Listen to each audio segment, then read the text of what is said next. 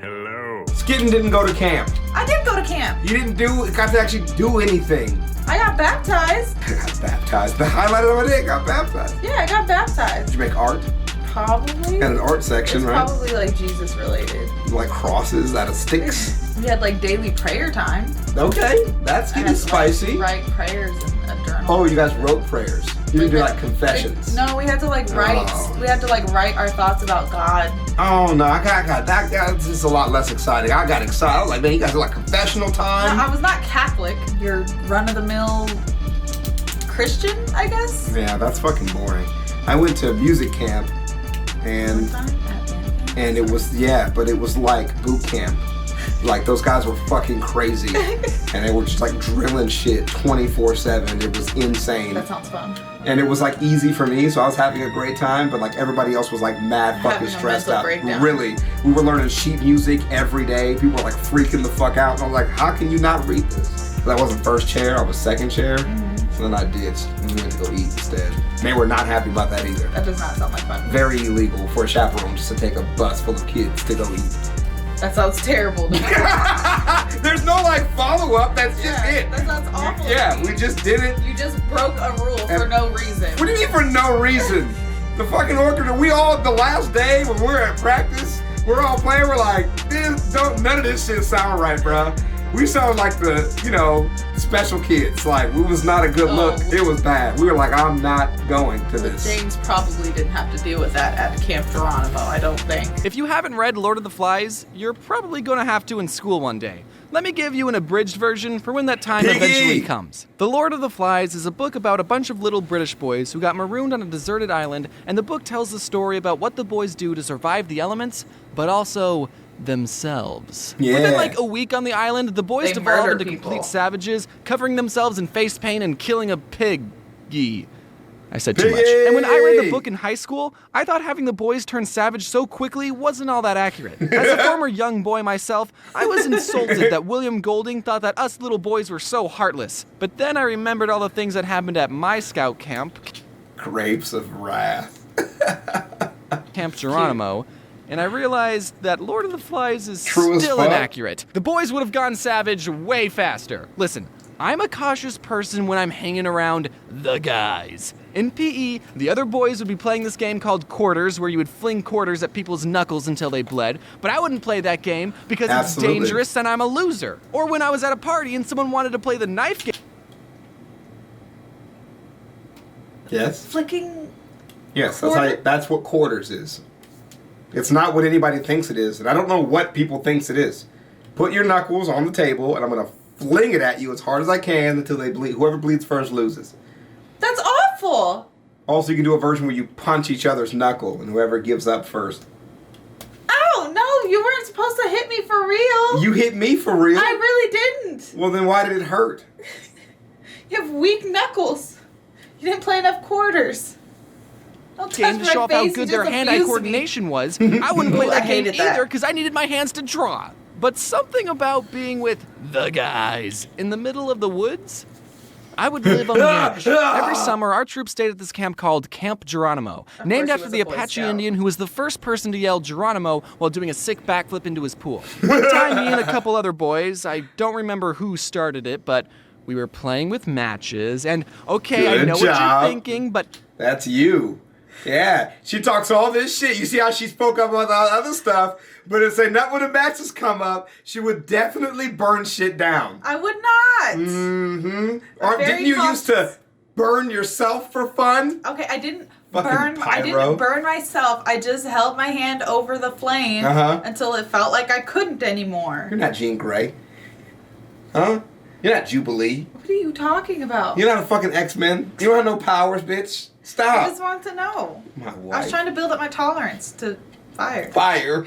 Nothing bad happened, okay? We just survive. accidentally lit some dried bushes on fire and it got somewhat out of control. But it's okay, it's fine, okay? We told the scoutmaster that there was a loose fire spreading faster than we could put it out, and he got everyone in the troop to stomp on it, and we never got in trouble.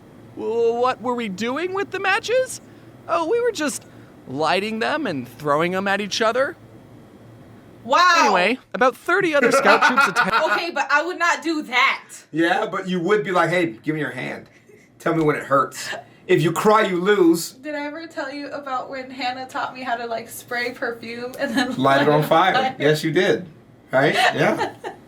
And you were like, oh my God, the power of flames. Everybody's got their fucking thing. That's why society would crumble in a night. I'd be over there, but like, dude, let me hit you in the back with this bat over and over again until you cry. And the Skitten's like, that's so stupid. Then she sets the bat on fire. Like, oh no. Attended Camp Geronimo, and we would spend a whole week sleeping in tents and earning merit badges. Most of the camp honestly felt like school, but outside. Like, when you got to the camp, you were given a schedule of classes, and for the next 7 days, you would go to those classes and learn and fill out packets and sometimes even have homework, which probably helped us not to evolve into savages. I mean, sure, the classes weren't as boring as English or geometry. Geronimo's classes were wilderness survival, kayaking, or bear self-defense. Earning a merit badge required 2 Magic things. card. The first thing, you had to write stuff down. Name and point out the major parts of a kayak. Kayak. Explain to your counselor the hazards you are most likely to encounter while participating in kayaking activities. Drowning. Bears. And the second part of the merit badge, you had to actually go out and do stuff. Capsize the kayak, swim it and the paddle to the shore, and if you don't make it, the bears will get you. I never got the kayaking merit badge. You had to be at least 12 to go to Geronimo, but you could go as an 11-year-old if a parent was coming with you.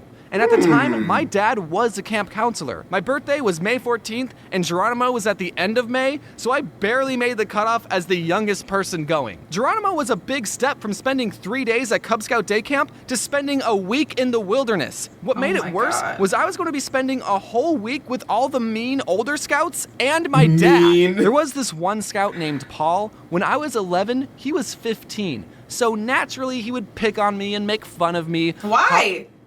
I'd have poked him in the eye for you. What 15-year-old has, like... Don't worry, I got it. I'd have had my wife set his shit on fire. You're so stupid. We would have made him watch. Go ahead. You're so dumb. What 15-year-old? I'm just wondering, like, what 15-year-old has time to pick on an 11-year-old? All of them. Aren't you busy, like, learning how to jack off or something? All of them. Be defenseless. I get it. I'm small, so I suck. But silver lining, he got fatter, and a couple years ago, he reached out to me, and I had been doing the whole YouTube thing for a while. He was off starting his own business, and he wanted to do some business opportunity with me, and I just said, hey, do you want to do my merch? So now he works for me. So kids, if you ever have bullies, just become successful on YouTube and then hire them to sell plushies. He's actually a really good merch guy. He gets all my stuff into these retail stores. So if you see a floof plushie at Hot Topic, you can say, thanks, Paul. Bullies really do make a difference. Anyway, self-promotion aside, my first year at Geronimo, I was a little bit on the very young side compared to everyone else. I was taking a class called orienteering. The class taught us how to read maps and use... I was about to ask you what it was, but then he just said it. I was like, what the fuck do you think that's about? Orientation. Use a compass. And one day... You need that. It's time for our class to go on a scavenger hunt thing. We were given a list of places we had to go to, and we were supposed to use our compass and count our paces to get to each specific location. Then when we got to our destination, there would be a marker somewhere, and we would have to write down what that marker was. There were 10 different markers that we had to find, and the course was supposed to lead us in a circle. The leader who was in charge of our group and the compass was an older scout named Paul. It wasn't the merch guy Paul, but I think it would be funnier if it was. Our group set off to the first location. Having a compass and counting your steps isn't the most accurate. Having 2 Pauls in one place is actually really rare. Yeah, in the Bible, there was never 2 Pauls. I mean, in life. When have you ever encountered 2 Pauls at the same time? Porn stars need not answer that question. Man, you're actually right. I'm thinking back on and I know quite a few Pauls. Right, yes. I had a crush on a boy named Paul. But never both in the same place. No. Like, even in the same group. That was a glitch in the Matrix that James experienced, and he didn't even know it. Yeah. Who out there knows 2 Pauls right now?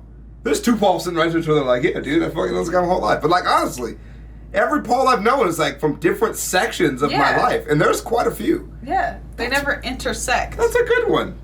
Good call out there. It was weird. Yeah. Accurate way of navigation, but we weren't allowed to use Google Maps, so... When we got to the spot, we had to look around for a little bit to find the marker, but we eventually found it, and then we were off to the second location. This time, the marker was harder to find. The spot we landed on was pretty far from where the marker actually was. At the third location, we couldn't find the marker. But we did see this reflective sign on a tree, and we figured that's what the marker was supposed to be, so we wrote it down. At this point, I decided to grab my own compass and give it a try. My compass pointed in a direction that was a little bit off from Paul's direction. Not by a whole lot, but just enough. But remember, Stupid. I was the little kid. Nothing I said mattered. Paul said things to me like, "Oh, you don't know how to use a compass. I bet yours is broken. I'm never going to work for you one day." And you know what? Ha! I believed him. This guy is 15 years old. Do you know how wise and experienced he is? So we kept going and struggling. We used anything we found as a marker. Some piece of trash, it's a marker. Hey, this tree has an A and an M carved into a heart. Kind of weird that it's at an all-boys camp. Do you think that it's a marker? Eventually, we all had to admit that we were completely lost. The other boys told Paul to hand over his compass, and Paul reached into his pocket, pulled out his compass, and 2 buzz magnets. Buzz magnets are magnets that are shaped like a... Stupid. Well, I mean, you're 15. You little stupid. a bullet, and you can throw them up in the air. You have magnets. Why? You didn't read the pamphlet, did you, Paul? You should read the pamphlet, Paul. Shoot him.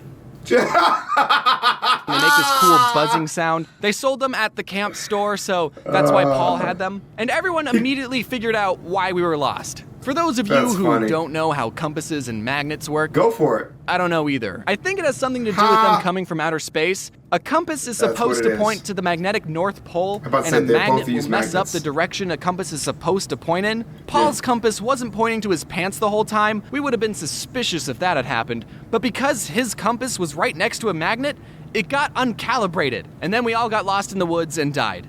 And that's why I don't have an orienteering merit badge. There you I was go. upset because my compass probably wasn't broken, but I didn't stand up for myself. Because I don't do that. I have more Camp Geronimo stories, like the time me and my friend threw a Ziploc bag full of water at the older kids' lean-to, and then I ran away so fast that I threw up. But I already did a video about that, and it's 5 years old, and it's very bad, and you're not allowed to watch it. So the moral of this video is, just because you're we're not young gonna go find doesn't... it. So we're going to look that up. You're so dumb. Stand up for yourself. Believe in the power of the compass, even if you don't believe in yourself. Standing up for yourself is hard when you don't have people to do it for you. True. You know. What you could do, right, is internalize it. Right. Figure out that you are actually garbage. And Oh, and sorry, I forgot. You harbor resentment for the rest of your life. yes, there you go. That's the key part. Right. You turn 30 and you still think back at middle school things and cry. Get seethingly angry. But yeah, I was really stubborn when I was younger. And I realized from like a younger age, because I had a lot of free time when I went to my grandparents' farm to like work and like live a life there, how different people were like in the city. You know, Right. and it made it a lot more apparent how useless they all were. You know, just like en masse. And that really helped me out a lot. So you could also try that if you're feeling kind of shitty about yourself. Yeah. Just be like, but they suck really, really bad. Like, I suck, but they suck more. Right, so I'm fine. You'll be all right. Anything else? No. Besides internalized, you know, Internalized racism? No. internalized racism. I thought that's what you were gonna say, because Jeez. you said R, and I was like, racism? Rage is where I was going. Oh, but, why didn't you just say rage? I figured you stopped because racism wasn't the word you meant to use. you know, I thought you were sad, but it's your eyelashes. Oh my You're God. fine. Let's end the video I then. hate you. I'll see you guys in the next one. You want to wink for my people? No. Then I'll get a wink. Oh, you were blinking. I thought that was your wink. But that I was hate just a you. 3, 2, 1.